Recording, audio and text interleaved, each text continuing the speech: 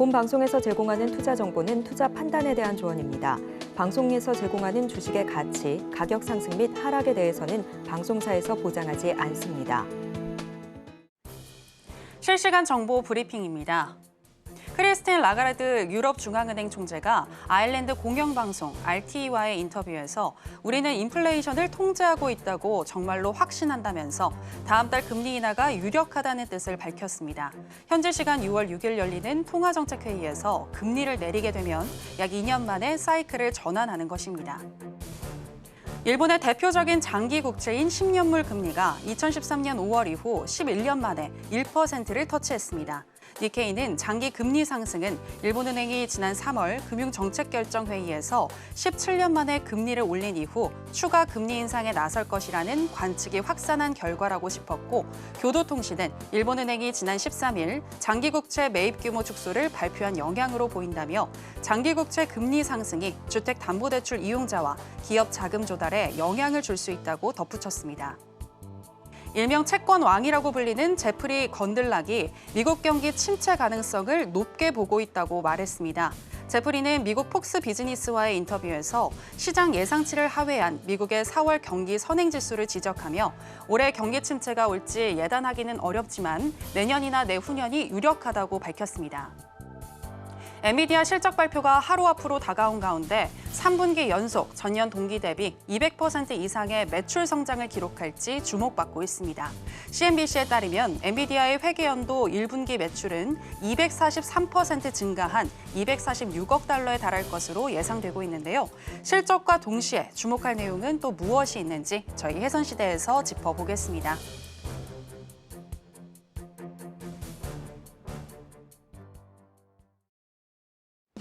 지금은 해선시대 해외 선물 상황을 가장 빠르게 알려드리는 시간 해선시대 정유현입니다. 간밤 미국 시장은 엔비디아의 실적 발표를 앞두고 나스닥과 S&P 500 또다시 사상 최고치를 발표했습니다.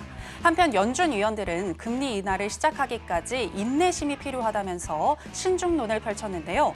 이처럼 금리 인하에 대한 확실한 시그널이 나오고 있지는 않지만 미국 시장은 현재 금리 인하와 또 엔비디아 실적에 대해서 큰 기대감을 가지고 있는 상황입니다. 자, 이런 가운데 드디어 몇 시간 뒤면 엔비디아가 실적을 발표하게 되는데요. 시장이 예상하는 어닝 서프라이즈를 충족시켜 줄 수 있을지 이 부분 체크를 하셔야 될 것 같고요.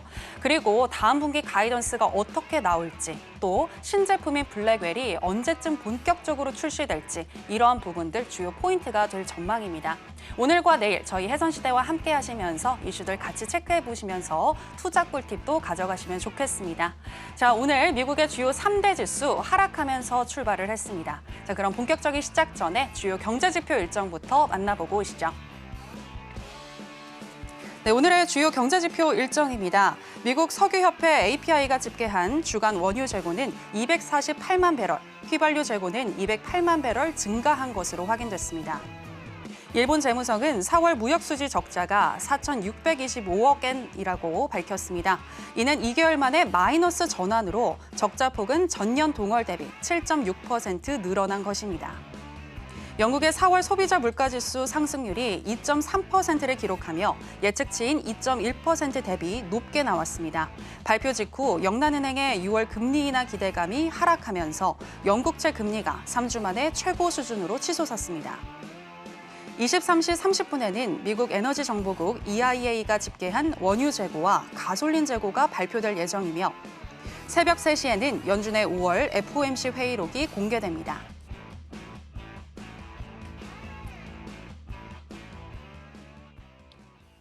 네, 주요 경제지표 일정 확인하고 오셨고요. 오늘 수요일은 어떤 마스터와 함께하는지 먼저 화면으로 보시겠습니다.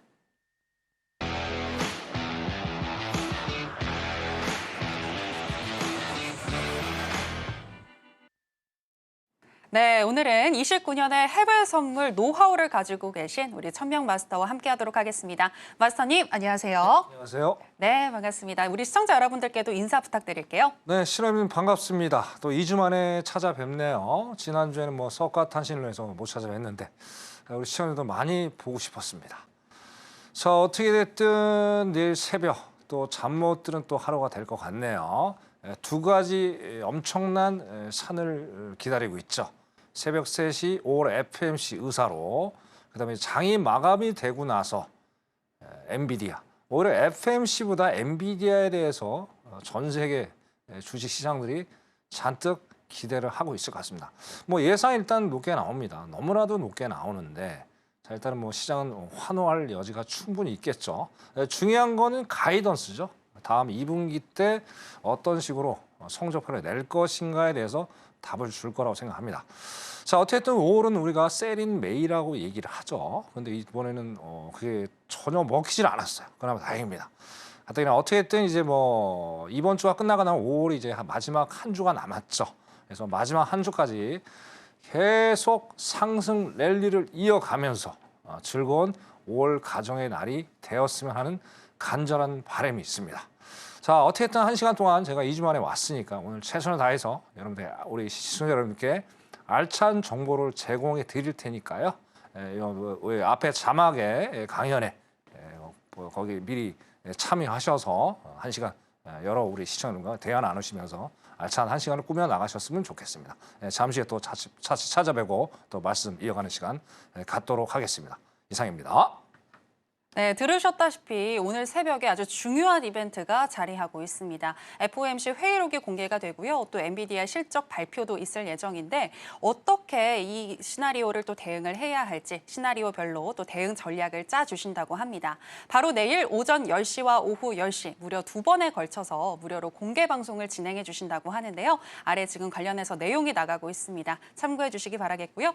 자, 그럼 저희는 나스닥부터 현재 시세부터 그리고 이슈 체크해 보도록 하겠습니다.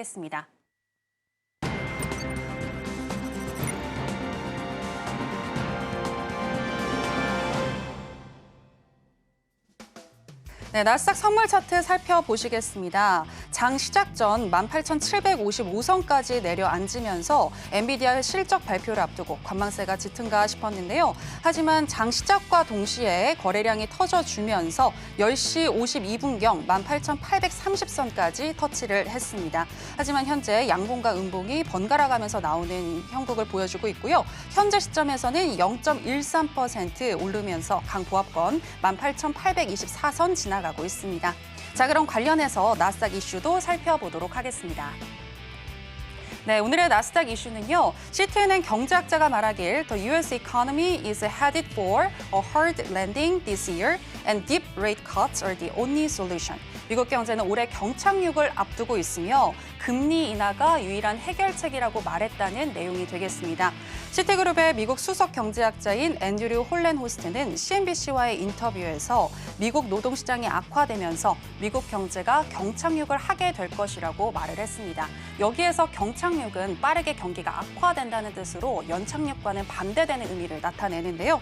미국 독립비즈니스연맹의 설문조사에 따르면 미국 중소기업의 고용이 2016년 이후 가장 낮은 수준이며 경제 전반에서는 10년 만에 가장 낮은 고용률을 현재 기록하고 있다고 합니다.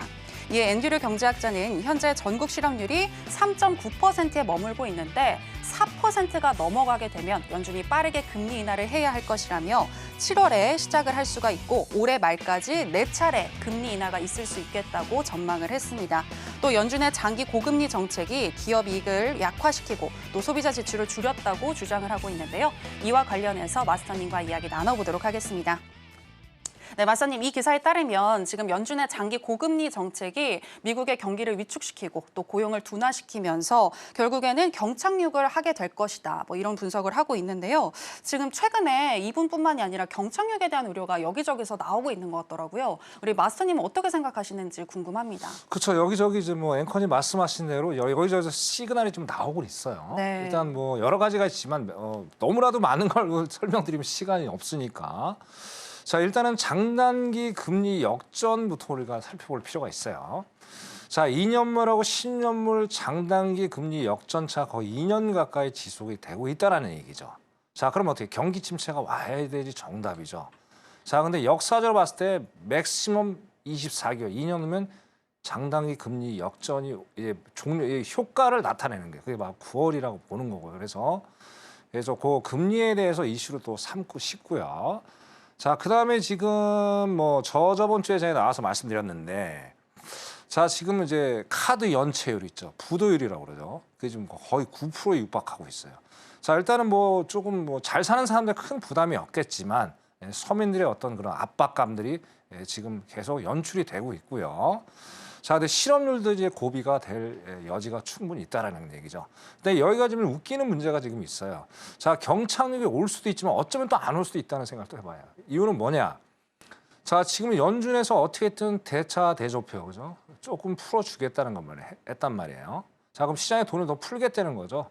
거기다가 지금 뭐 앨런 돈 주구장창 지금 뭐 그죠? 시장에 풀고 있죠. 뭐 결과는 뭐 우리 시청자 잘 아시잖아요, 그죠? 결국에 대선 때문에 그러잖아요.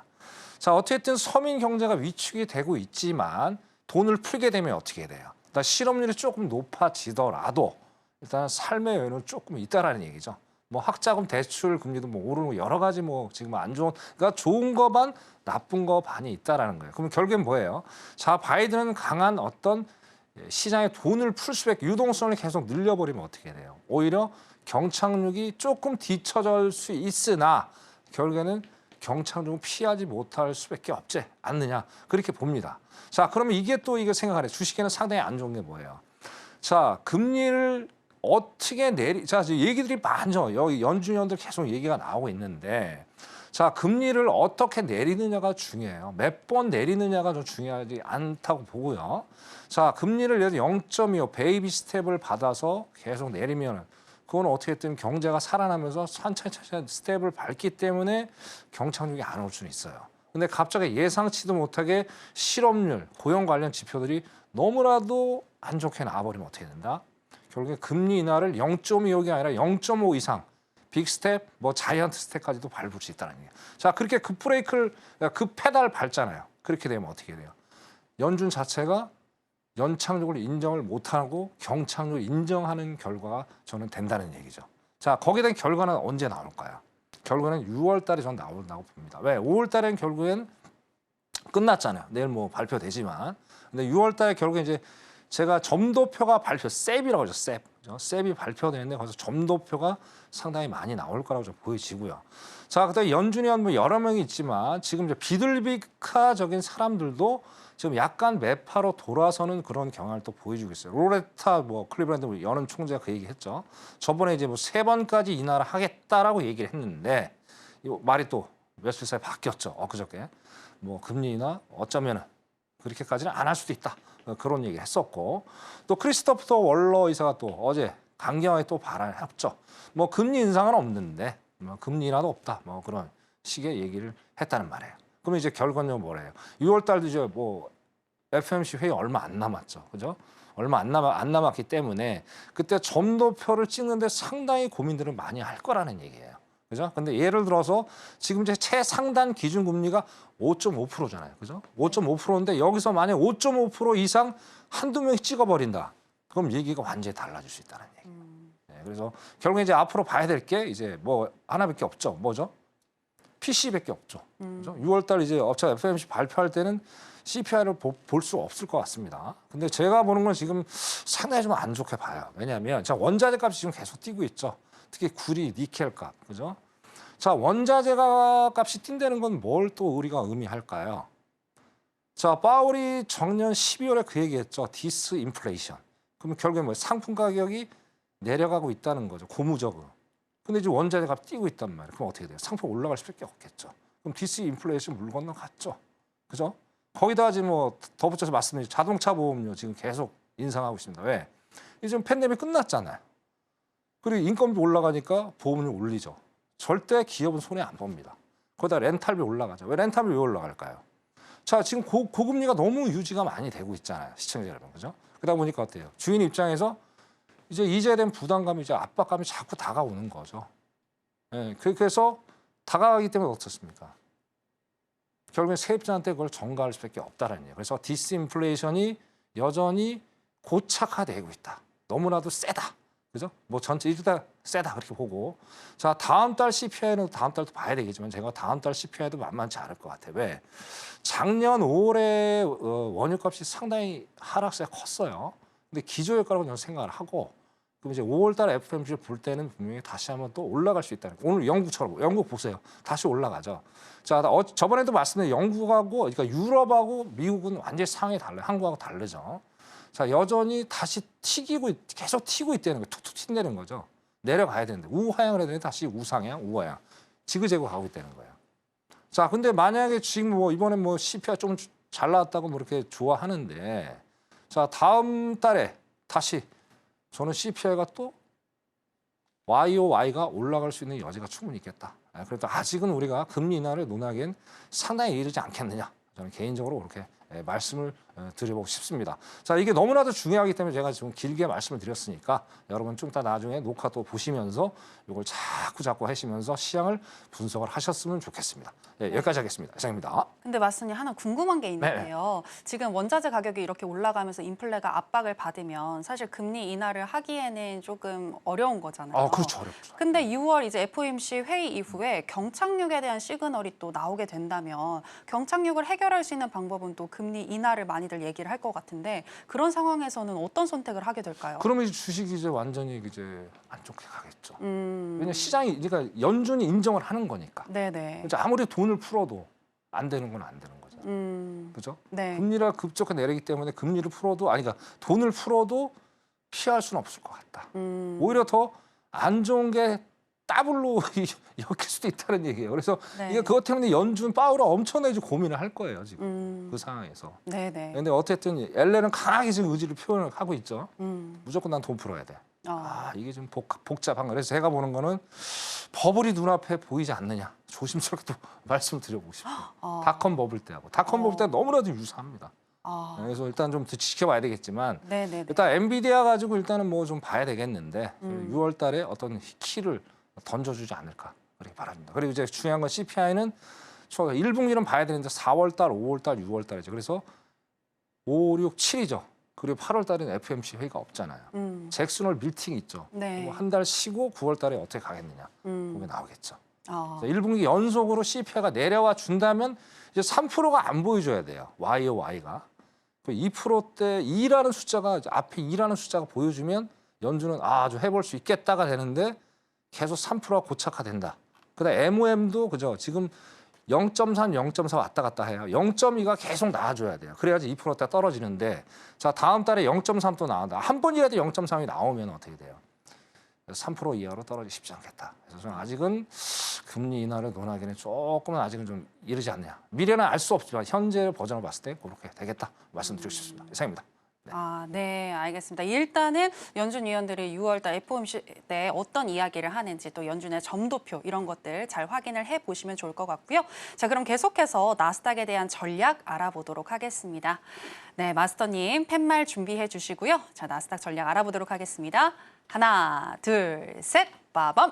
매수 들어주셨네요. 네, 현재 시점에서는 매수하고 조금 단기적으로 보는 게 좋을까요? 그렇죠. 오늘은 뭐 솔직한 얘기로 새벽 3시 그때까지 안 주무시는 분도 계실 거예요. 너무나도 해외 선물을 사랑하시는 분들은 밤을 새실 거라고 생각하는데 네, 그럴 것 같아요. 저는 의미 오늘. 없다고 봅니다. 자, 3시가 이제 끝나는 게 아니죠. 자, 장 마감되고 또 이제 엔비디아 봐야 돼요. 그럼 이제 밤 온라이트 하시고 토끼님도 돼서 출근을 하셔야 돼요. 그죠? 그나마 수익을 보면 다행인데 손실을 보면 어떻게 돼요? 아침부터 직장 출근하면서 얼굴에 인상 쓰고 안 좋겠죠. 그래서 웬만한 분들은 조금 쉬시면서 일단은 매수의 관점으로. 자, 시장적으로 분위기가 어떠세요? 우리 시청자 여러분.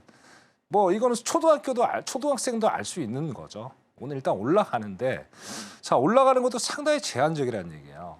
그렇기 때문에 오늘은 뭐 수익을 내시더라도 짧게 그죠? 수익을 자 다시 한번 말씀드리지만 어떻습니까? 자 우리가 매매를 함에 있어서 어때요, 시청자 여러분? 손실 안 보는 게 장땡이에요. 그리고 수익에 익숙해지면 됩니다. 그죠? 내가 나는 오늘 뭐 엄청난 많은 수익을 내야 될 것 같아. 뭐 100만 원, 200만 원, 300만 원, 400만 원, 500만 원. 많이 벌면 좋죠. 그죠? 자, 근데 시장은 그렇게 호락호락하지가 않잖아요. 그죠? 그럼 오늘 같은 날 어때? 자, 지금 차트를 딱 보세요. 세력가들이 엄청나게 지금 싸움을 지금 하고 있다라는 얘기예요. 그럼 여기에 우리는 뭐예요? 우리는 그냥 일반 투자자밖에 먼지 같은 존재잖아요. 그럼 거기에 맞춰서 짧게 수익 낼 것을 말씀드리고요. 자, 그럼 차트 바로 좀 보겠습니다. 자, 지금 이게 30분 봉이에요. 30분 봉. 30분 봉인데 여기를 잠깐 좀 보시자고요. 보면은 어떻습니까, 지금? 자, 여기 이제 빨간 게 이제 빨간 요 이평선이 60일 이평선입니다. 62평선. 62평선에서 지지를 받고 올라갔죠. 그죠? 그래서 좀 더 이제 살펴보면 어제 장이 열렸을 때 여기서 첫 번째 바닥이 120에서 그냥 올라갔어요. 60에서도 저항을 받았고. 그럼 결국에 아직은 패턴으로 봤을 때 우상향의 어떤 패턴을 보여주고 있다. 왜? 연 저점이, 그러니까 저점이 지금 높아지고 있죠. 저점이 높아졌다는 고점도 높아지는 거죠. 여기서 계속 저점도 높아지고 그런 상황을 연출하고 있다는 거예요. 그러면 이 30봉으로 봤을 때는 아직은 상방의 여지가 있는데 등락률을 잘 보셔야 돼요. 등락률이 지금 0.06밖에 안 돼요. 그리고 아까 다우로 봤을 때는 거의 지금 뭐 그냥 보합권이고요. 지금 보합이죠. 완전히 보합이죠. 그러니까 여기서 저는 상방으로 생각을 합니다. 근데 강보합이 되느냐, 약보합이 되느냐, 뭐 차이가 있겠죠. 네, 그렇게 해서 보시면 될 것 같고. 자, 5분봉으로 들어가서 지니까 좀 말씀을 드릴게요. 오늘 상당히 어려운 장이 될 수 있습니다. 그래서 일단은 여기 보니까 122평선. 자, 제가 122평선이 너무나도 중요한 이평선이라고 저는 말씀을 드려요. 중장기 이평선. 자, 여기에 대해서 좀 더 120평선 왜 그러해? 1000명?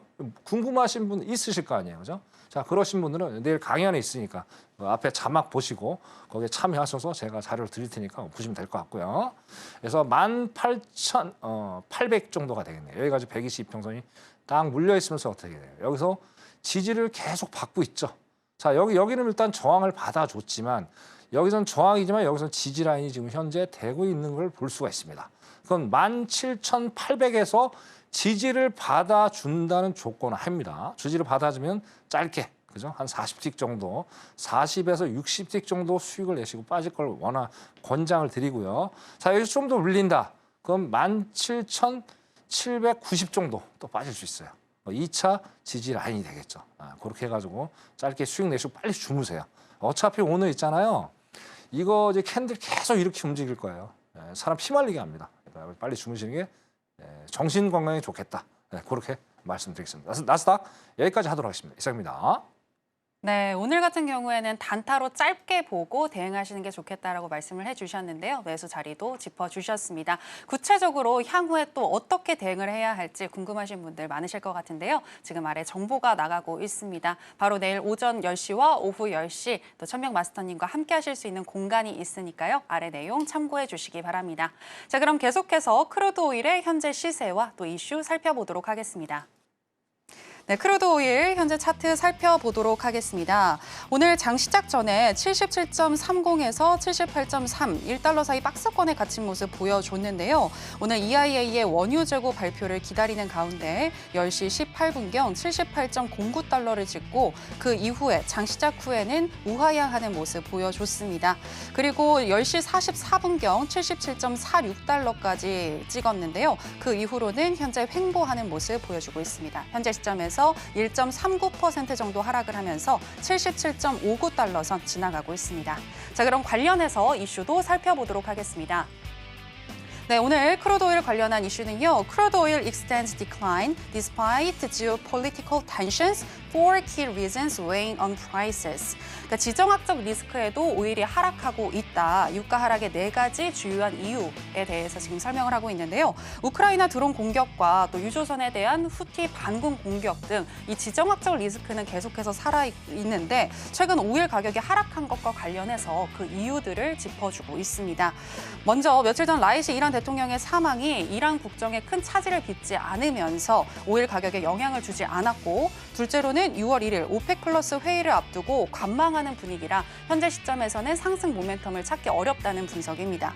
그리고 또 현재 연준 위원들이 인플레이션 둔화 조짐을 더 확인하겠다고 했기 때문에 높은 금리가 장기화될 것을 우려하며 이 오일 수요가 회복되지 않고 있다고 하고요. 끝으로 2024년 봄철에 정유소 상당수가 유지 보수를 위해서 가동을 중단했다고 합니다. 그래서 예상보다 원유 수요가 낮아졌다고 하는데요. 한편 목요일에 발표되는 미국의 구매 관리자 지수, 이 PMI 지표가 유가에 영향을 줄 수 있다는 분석도 내놓고 있습니다. 자, 그럼 관련해서 또 마스터님과 이야기 나눠보도록 하겠습니다. 네, 마선이 유가가 상승하지 못하는, 그러니까 힘을 쭉 내지 못하는 그 이유 4가지에 대해서 지금 짚어주고 있는데요. 결국 당분간은 유가가 횡보하거나 혹은 더 하락할 수 있다라고 보는 것 같은데 마스터님은 어떤 의견이신가요? 저도 그 의견은 상당히 좀 공감을 합니다. 네. 뭐 여러 가지가 이유가 있겠지만 번외적으로 한번 이슈로 한번 발췌를 해보고 싶네요. 그러니까 중국에서 그 이유를 좀 찾고 싶어요. 수요가 아직 회복되지 않았다. 왜 그러냐면 어떻게 됐든 뭐 부양책, 뭐 특별 국채, 187조 어마어마한 돈을 지금 뭐 그것도 이제 파샬로 풀겠다는 거죠. 네. 한 번으로 끝나는 겁니다. 계속 하는 게 아니고. 근데 이게 이 특별 국채가 이제 중국이 역사적으로 3번을 총 했었어요. 네. 옛날에 IMF 때 한 번 하고, 그다음에 이제 리먼 브라더스 2008년, 2009년에 한 번 하고, 이제 요 근래 팬데믹 때 풀었죠. 그죠? 자, 이거는 얘네들도 웃기는 거, 이거는 뭐 지네들이 이렇게 풀겠다는데 결국에 강력한 경기 부양책을 얘기를 하는데, 자, 미국이 가만 안 냅두죠 지금, 그죠? 어쨌든 지금 뭐 일단 이 중국이 공장 돌아가면 우리나라는 계속 미세먼지가 이제 올라오잖아요. 근데 자, 중국 엘렌이 또 저기 G7 또 회의 있잖아요. 저 유럽 가가지고도 어제 얘기했죠. 뭐라고 얘기했냐? 야, 중국 애들 같이 합세해서 얘네들 저가 공세하는 거 막자. 그거 전 상당히 일리 있는 얘기라고 생각을 해요. 근데 참 웃기는 놈들이죠. 옛날에 우리가 십몇 년 동안 인플레 없이 살아왔잖아요. 그거 누구 덕이에요? 중국 덕이죠. 그죠? 중국 때문에 그렇게 오래 살아온 거예요. 근데 지금 어떻게 했대요? 말도 안 되는 논리를, 그때는 괜찮고 지금 또 그 논리를 피면서 중국 다 관세 같이 참여하고 같이 가자. 근데 이제 뭐 유럽 일부는 동의를 하고 국가 중에 일부는 동의를 안 하고 그런 상황들이에요. 근데 어째 칼자루는 미국이 지고 있죠. 자, 미국이 지고 있으니까 어떻게 돼요? 분명히 중국은 리스크가 될 수 있다는 얘기예요. 그럼 어떻게 공장 지금 뭐 부양책 써가지고 막 돌리고 있는데 어떻게 결론적으로 어떻게 돼요? 공장 못 돌릴 수가 있겠죠. 그것 때문에 원유 수요가 좀 줄어들 수 있겠다라는 얘기입니다. 그죠? 자, 근데 어떻게 됐든 6월 달 이제 뭐 오펙 플러스 회의가 있는데 어떤 식으로 갈지는 모르겠으나 지금 뭐 유럽도 한번 보세요. 유럽도 아까도 말씀드렸지만, 자, 유럽이라는 나라가 지금 금리를 일단 뭐 내린 나라도 있어요. 뭐 그다음에 인플레이션이 뭐 1%대까지 간 나라도 있고 2%대까지 간 나라도 있는데, 중요한 거는 상황이 다르죠. 살아나야 되는데 지금 유럽은 어떻습니까? 안 좋죠, 경제가 안 좋죠. 그러니까 지금 더 높은 금리를 유지했다가 큰일 나게 생겼단 말이에요. 그러니까 어떻게 당연한 얘기죠. 그럼 수요가 줄어들 수밖에 없는 거잖아요. 그죠? 자, 그러면 왜 지금 작년까지만 해도 작년, 재작년까지만 해도 어땠어요? 유럽 진짜 정신 못 차렸죠. 인플레 엄청나게 올라갔잖아요. CPI가.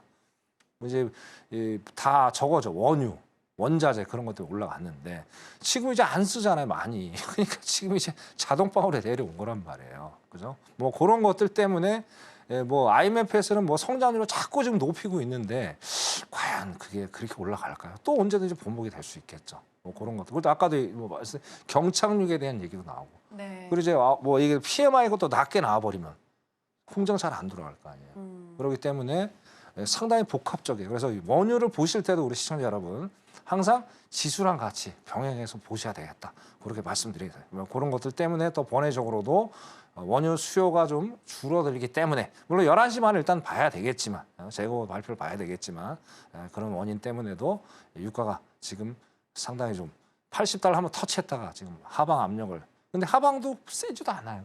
순식간에 또, 근데 77달러도 낮은 가격대가 아니에요. 상당히 높은 가격대죠. 그죠? 그렇기 때문에 잘 보셔야 되겠다. 그렇게 말씀을 드리겠습니다. 네. 원유 여기까지 하겠습니다. 이상입니다. 네, 지금 유가가 하락할 수 있는 4가지 요인 그리고 플러스 2가지에 대해서 더 말씀을 해주셨는데요. 대중국 무역 제재로 인해서 중국의 원유 수요가 증가하지 못할 것 같고, 또 유로존 같은 경우도 경기 침체로 인해서 수요가 살아나기에는 조금 힘들 것 같다라는 시각까지 전해주셨습니다. 자, 그렇다면 좀 하방 압력을 받지 않을까라는 그런 예상이 되는데 과연 전략은 또 어떻게 주실지 알아보도록 하겠습니다. 자, 마스터님 팻말 준비해 주시고요. 하나, 둘, 셋. 빠밤. 관망 사인 들어주셨네요. 네, 왜 관망일까요? 저 이거는 뭐 아까 네. 11시 반. 어. 11시 반에까지는 관망을 하셔야 돼요. 아, 11시 그래서 반까지는. 그것 때문에 말씀드린 거고. 네네. 자, 지금 이제 기술적으로 기술적으로 잠깐 좀 볼까요? 네, 어차피 이제 좀 이따 이제 11시 반에 장이 열리면 잠깐 제가 그때 말씀을 드리고, 그때 진입가를 좀 말씀드리고. 자, 기술적 분석을 먼저 해볼게요.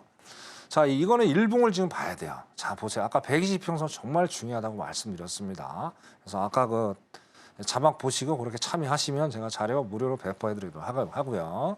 자, 여전히 지금 122평선에서 지금 며칠째입니까? 지금 그죠? 거의 보름 정도죠. 보름 정도 여기를 계속 지지를 해주고 있다는 얘기예요. 그죠? 자, 여기서 오늘 여기를 지지를 해준다면 어떻게 돼요? 다시 한번 튀어올 수도 있다는 얘기죠. 그죠? 키워드는 뭐다? 키포인트는 뭐다? 11시 반이죠. 11시 반에 이 상황들을 좀 지켜봐야 되겠다. 근데 제가 보기에는 있잖아요. 자, 오펙 플러스 회의가 6월 달에 있잖아요. 얼마 안 남았죠. 그렇기 때문에 그때까지 상당히 이런 시간들이 이루어질 가능성이 많아요. 자, 그러면 어떻게 돼요? 우리 시청자 여러분. 오일을 또 매매하시는 시청자 여러분들도 계시겠죠. 그죠? 자, 그러면 어떻게 돼요? 일봉을 보시면서 5분봉을 단타 매매를 하셔야 되겠다는 걸 적극 추천을 드립니다. 절대 일봉을 안 보시고 그냥 5분봉만 매매하시면 어떻게 돼요? 역풍을 맞을 수가 있어요. 그리고 여러 가지 변수가 또 많죠. 변수가 많으니까 또 요 그냥 기술적 분석만 해서 하면 또 낭패를 볼 수 있으니까 여러 가지가 상당히 복합적입니다. 1000명한테 오시면 제가 자세하게 또 그렇게 너무 쉽게 그렇게 오일에 설명을 좀 드릴게요. 그래서 일단은 일봉을 일단 보시라고 말씀을 드리고 지니까는 그죠? 조금 있다가 11시 반에 제가 다시 한번 말씀을 드리는 시간을 갖도록 하겠습니다. 자, 오일 여기까지 하도록 하겠습니다. 이상입니다. 네, 오늘 11시 30분 EIA의 원유 재고 발표 전까지는 관망해보자라고 말씀을 해주셨고요. 조금 있다가 저희가 실시간으로 또 전략 체크해 드리도록 하겠습니다. 그리고 더불어서 바로 내일 또 FOMC 의사록 공개와 또 엔비디아 실적 발표 이후에 어떤 흐름 가져갈지 우리 천명 마스터님과 가까운 곳에서 또 이야기 나눠보면서 전략 들어보실 수 있으니까요. 이 부분도 기억해 주시기 바랍니다. 자, 그럼 계속해서 골드의 현재 시세와 이슈 체크해 보도록 하겠습니다. 네, 골드 차트 살펴보시겠습니다. 연준의 금리 인하 기대감이 머무는 가운데 2주 연속 우상향을 전반적으로 보여줬는데요. 오늘 10시 55분경 2416선까지 찍었는데 그 이후로는 가파른 하락세를 보여주고 있습니다. 긴 음봉을 연속적으로 보여주면서 11시 19분경 2391선까지 터치를 했고요. 현재 시점에서는 1.29% 정도 하락을 한 2394선 지나가고 있습니다. 자, 그럼 관련해서 또 골드 이슈도 체크해 보도록 하겠습니다. 자, 오늘의 골드 이슈는요. Gold prices steady as focus turns to US Fed minutes. 미국 연준 의사록에 관심이 쏠리면서 금값이 횡보하고 있다라는 기사입니다. 최근 금값의 랠리가 이어졌지만 금리 인하에 대한 새로운 신호를 기다리며 금 가격이 횡보하고 있다라는 그런 내용인데요. 트레이더들은 현재 9월 금리 인하 가능성을 64%로 보고 있지만 금리 인하에 대한 신호는 내일 있을 연준의 의사록에서 더 확인해 볼 수 있을 것이다라는 내용입니다. 또 이로 인해서 금 가격이 움직일 수 있을 거라고 기사에서는 보고 있고요. 그리고 금 가격이 지지될 수 있는 요인에 대해서도 언급을 하고 있는데요. 미국을 비롯한 선진국이 예산 적자가 지금 심하기 때문에 화폐 가치가 약화되면 상대적으로 금 가격은 지지를 받을 수 있을 것이라고 보고 있고요. 또 현재 지정학적 불확실성도 살아있고 여기에 금리까지 인하가 된다면 향후 채권 수익률이 하락을 하면서 금은 사상 최고치를 갈 수 있을 거라고 보고 있습니다. 자, 그럼 관련해서 마스터님의 골드에 대한 전략 바로 알아보도록 하겠습니다. 마스터님 준비해 주시고요. 하나, 둘, 셋, 빠밤.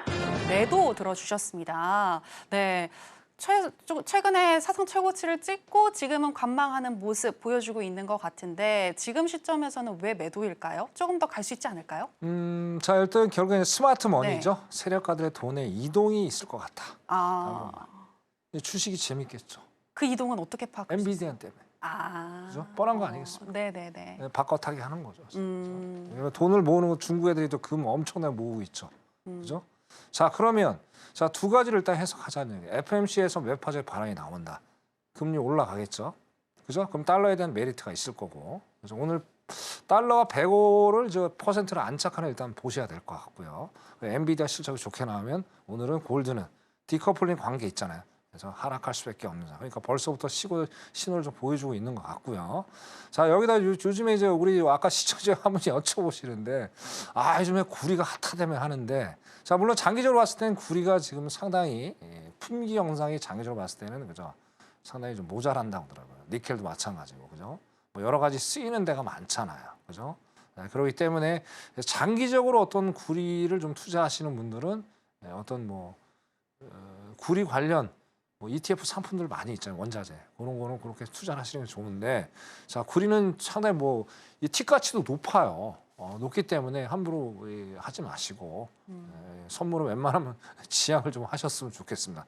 그런 것 때문에 오늘 내려간다. 저는 판단해요. 결국 이제 새벽 3시에 어디까지 내려가는지 그때 이제 판가름이 나겠죠. 그죠? 그다음에 저거하고는 상관없을 거예요. 저거 엔비디아하고는 별로 상관이 없고 그리고 FMC가 이제 하이라이트가 돼서 아까도 말씀 새벽 3시까지 안 주무실 분은 그때 보시고 골드를 한번 보시는 것도 답이 되겠네요. 자, 그래서 자, 일봉을 볼게요. 자, 일봉을 따고 답이 또 나오죠. 그죠? 자, 어쨌든 두가 윗꼬리가 세게 달리는 영망치 동시 출현했어요. 그래서 일봉입니다. 일봉. 자, 그러면 결국엔 여기 장대 음봉이 좀 터져줬죠. 그죠? 장대 음봉. 자, 윗꼬리가 좀 약간 있지만 아랫꼬리가 없죠. 그럼 아랫꼬리는 더 내려갈 수 있는 여지가 일봉상으로 봤을 때 상당히 있다. 그렇게 말씀을 드리고 싶어요. 그래서 분봉도 시간이 너무 없어요. 분봉 좀, 이거 답이 안 나오네요. 이거 그냥 정신없이 내려오네요. 그죠?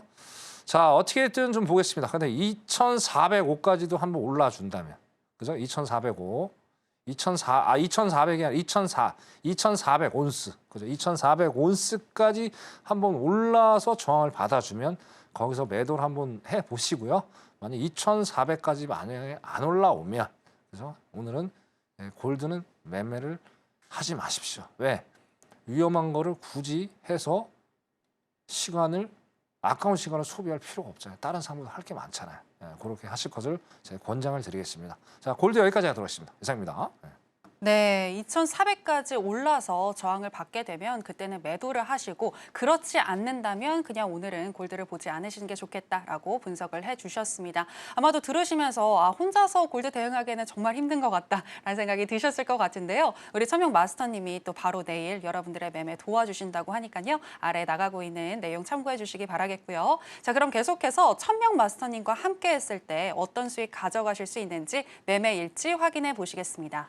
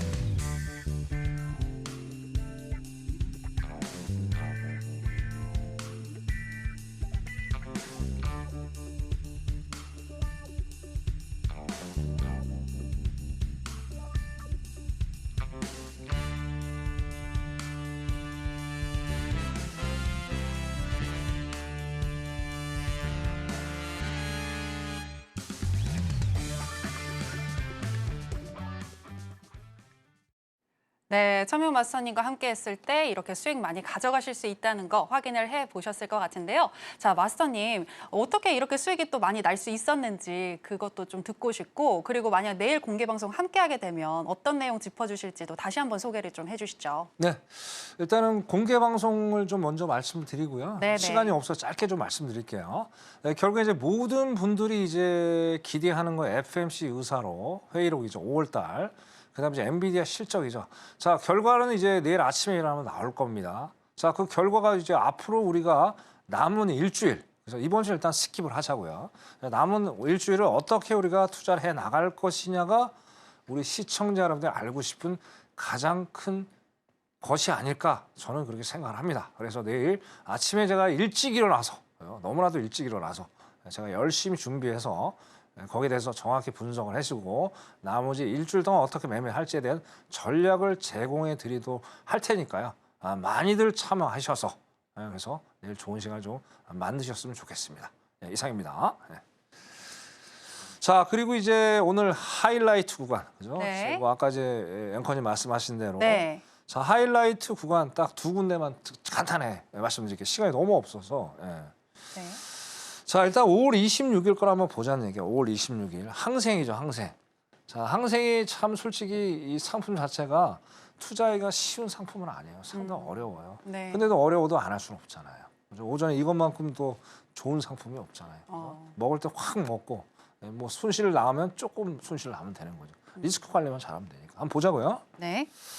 자, 여기 보시면 어떻습니까? 자, 장이 우리가 열리고 나서 이 자리가 상당히 중요해요. 윗꼬리가 세게 달리는 영망치 패턴이 나왔죠. 자, 위에서 찍어 내렸다는 얘기죠. 항상 말씀드리는 거, 그죠?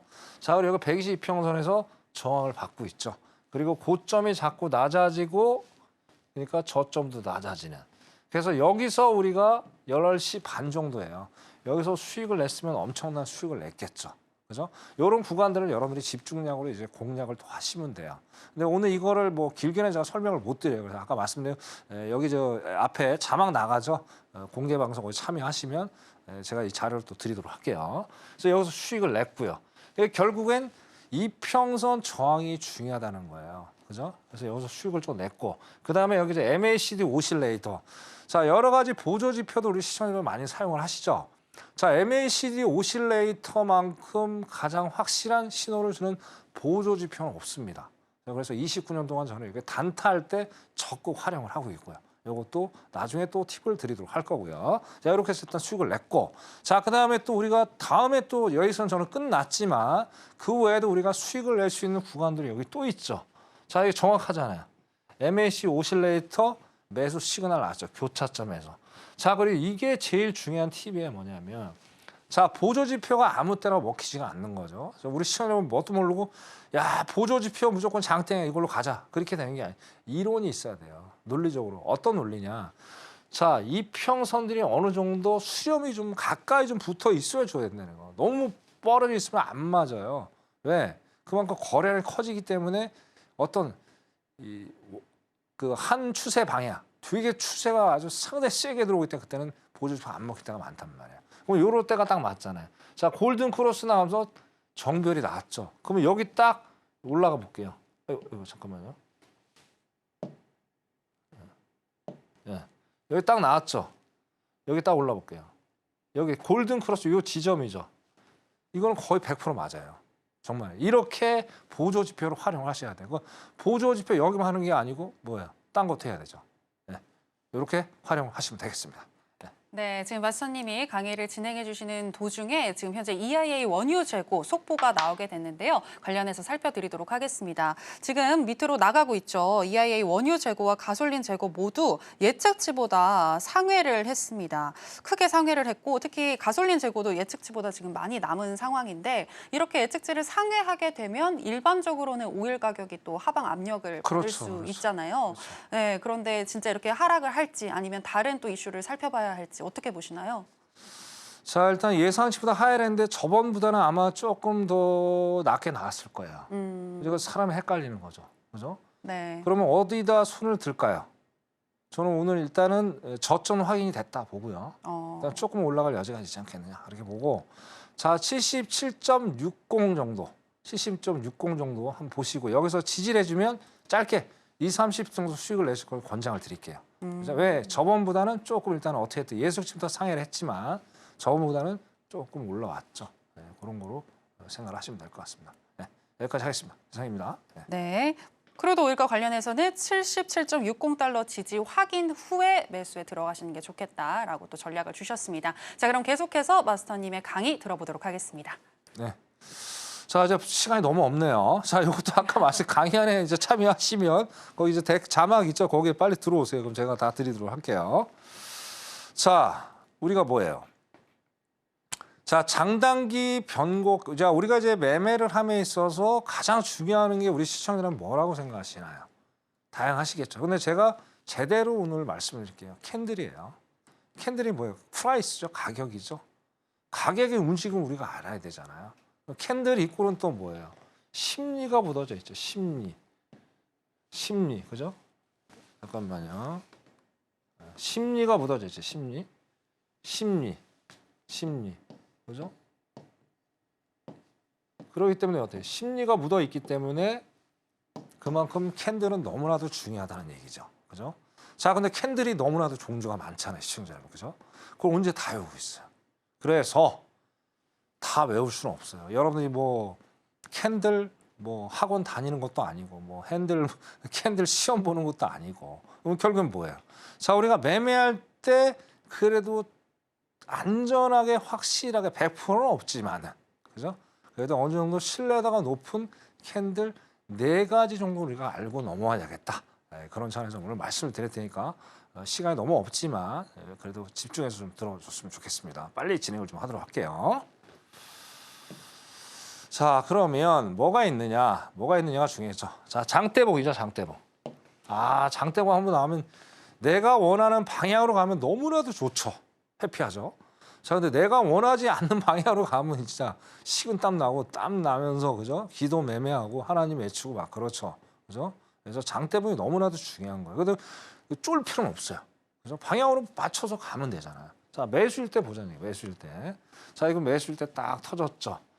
자, 매수일 때가 키포인트가 있어. 어떤 키포인트가 있느냐. 자, 일단 장대봉이 터져줬어요. 자, 장대봉이 터져줬다는 거는 어떻게 돼요? 상방으로 갈 수 있는 어떤 기반을, 모멘텀을 만들어줬다는 얘기죠. 그죠? 그리고 관성의 법칙이라는 게 존재합니다. 그렇기 때문에 장대봉이 출현하면 일단은 올라갈 수밖에 없어요. 근데 올라가는 것도 한 번에 올라가지만 분명히 올라가다가 이렇게 늘림목이 한번 나온지. 근데 여기서 쫄 필요가 없다는 얘기죠. 그죠? 자, 또 키가 뭐냐? 자, 장대봉이 이렇게 있잖아요. 이렇게 있으면 자, 밑에서 올리는 거잖아요. 그죠? 그 밑꼬리가 거의 없거나 조금 달려 있어요. 조금 달려 있어. 그럼 이거는 무조건 상방이에요. 볼 거 없습니다. 그죠? 근데 여기서 또 들어가면 안 되죠. 한 번은 더 확인하고 여기 시가 종가 여기도 밑꼬리가 좀 적게 달리면 아, 여기서 미련 없이 그냥 진입하는 거예요. 이게 바로 장대 양봉의 장점이 되겠다. 그래도 아까 MACD 오실레이터 거래량 빵빵히 터져줬죠. 거래량까지 터져주면 이거는 무조건 올라가는 거예요. 그죠? 장대 양봉에 대한 어떤 팁이 되겠다 말씀드리고. 자, 그다음에 자, 또 여기 보 이제 장대 음봉이 또 장대 양봉만 있는 게 음봉도 있죠. 여기서 또 나오잖아요. 그죠? 자, 윗꼬리가 이제 안 달려야 되는데 윗꼬리가 좀 약하게 달리죠. 그죠? 그러면서 계속 하방의 압력을 받고 있다는 거예요. 근데 여러분들이 속는 부분들이 이런 부분이에요. 자, 이거는 지나고 났으니까 여기까지 내려왔지만 진행된 과정에서 여기까지 내려갈지는 물론 이제 기술적 분석을 할 수 있는데 예단하기 상당히 어렵죠. 근데 많이 초보자들이 어려워하는 부분들이 이런 구간들이에요. 이런 구간들. 야, 이제 여기서 딱 봤을 때, 이제 여기서 저점이구나. 매수 딱 때리는 거야. 매수 딱 때리다 어떻게 된다? 내려가는 거예요. 그럼 물타기 하죠? 그죠? 그죠? 그래서 장대봉의 의미가 상당히 중요하다는 거예요. 관성의 법칙. 관성의 법칙은 항상 외워야 되고 꼬리가 어떻게 달리느냐에 따라서 얘가 장대봉인지 장대봉이 아닌지를 구분하면 되겠다. 그렇게 말씀을 드리겠습니다. 자, 시간이 너무 없어서 좀 더 얘기할 게 많은데요. 오늘은 여기까지 하고 다음에 또 시간이 주어진다면 또 한번 강의할 수 있는 시간을 좀 가져보고요. 여기서 좀 더 난 빨리 지금 성질 급하니까 빨리 알고 싶다. 그럼 강연에 참여 방법이 있으니까 보시고 들어오십시오. 그럼 자료 제가 그냥 서비스로 드리겠습니다. 자, 오늘 강의 여기까지 하겠습니다. 이상입니다. 네, 차명 마스터님이 정말 많이 준비해 오셨는데 시간 관계상 다 못 들으셔서 아쉬우실 것 같은데요. 차명 마스터님과 내일 오전과 오후 2차례 함께 하시게 되면 또 관련한 자료도 받아가실 수가 있고요. 특히 오늘 새벽에 엔비디아의 실적 발표와 또 FOMC 의사록 공개가 있는데 이 중요한 이벤트 뒤에 어떤 식으로 대응을 해야 할지 그 전략에 대해서도 짚어주신다고 하니까요. 내일은 꼭 우리 차명 마스터님과 함께 하시면서 좋은 투자 꿀팁 받아가시면 좋겠습니다. 자, 그럼 아쉽지만 차명 마스터님과는 여기서 인사드리도록 하겠습니다. 마스터님, 오늘 고맙습니다. 네, 고맙습니다. 네, 그럼 해선시대 오늘의 핵심 살펴보겠습니다. 네, 해선시대 오늘의 핵심입니다. 먼저 나스닥 같은 경우에는 새벽 FOMC 회의록과 엔비디아 실적 발표까지 대기하는 것이 유리하지만 크루드 오일 같은 경우에는 현재 보름째 횡보 중이다. 오펙 플러스 회의 전까지도 계속해서 박스권 추세가 이어질 가능성이 높다고 보셨습니다. 오늘 같은 경우는 77.60달러 지지 확인하시고 단기적으로 매수 대응하시는 거 말씀을 해주셨습니다. 그리고 골드 같은 경우에는 윗골이 길게 달린 영망치 패턴 후에 장대 음봉이 나온 상황이기 때문에 추가적으로 더 하락할 가능성이 높다고 보셨는데요. 2,400달러 저항 확인 후에 매도하시는 거 분석해 주셨습니다. 네, 해선시대 오늘의 핵심 살펴보셨습니다. 더불어서 저희가 방송에서 전해드리는 내용은 투자 판단에 대한 조언일 뿐 해당 상품의 가치나 수익률을 보장하지는 않습니다. 그리고 서울경제TV와 해선시대는 자본시장 통합법을 준수하고 있습니다. 1:1 투자 상담, 유사 수신 행위 등 모든 불법 사항을 엄중히 금지하고 있으니 이 부분 유의해 주시기 바랍니다. 저희가 준비한 내용은 여기까지입니다. 함께해 주신 여러분 고맙습니다.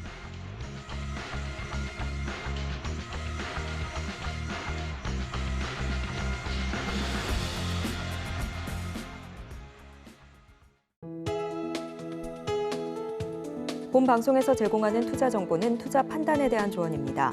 방송에서 제공하는 주식의 가치, 가격 상승 및 하락에 대해서는 방송사에서 보장하지 않습니다.